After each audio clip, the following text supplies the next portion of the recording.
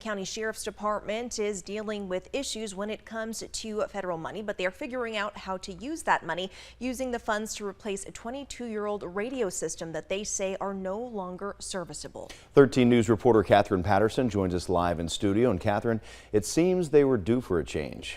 Yeah, Dan, Mary, you are exactly right. They've used the current radios for 15 years. And as we all know, there's been a lot of technological advancements since then that could make not just community members safer, but the deputies as well.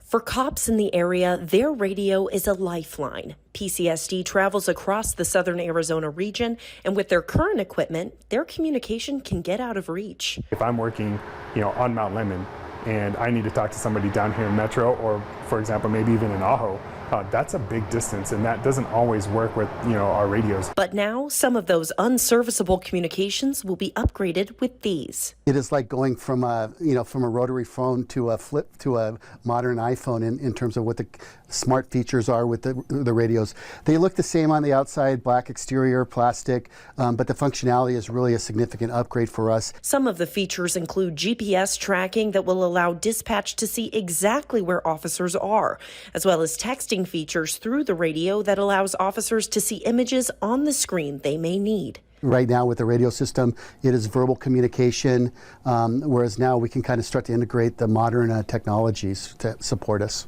Sometimes we're in the desert, sometimes we're very deep into the desert. We don't know where we're at, and that radio is going to give our location, so if something happens and I go immobile, I can't talk on the radio, that GPS is going to let everybody know where I'm at, and they're going to be able to get to me.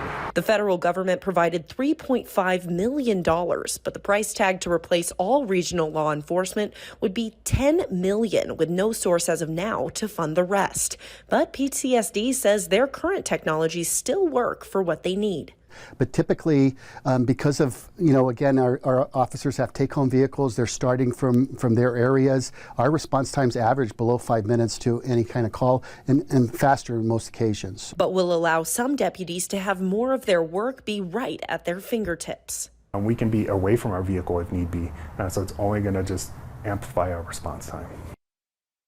Now, in addition to these funds, the congressional directed spending bill will also provide nearly $500,000 to upgrade the entrance and security of the Pima County Adult Detention Complex. Catherine Patterson, 13 News.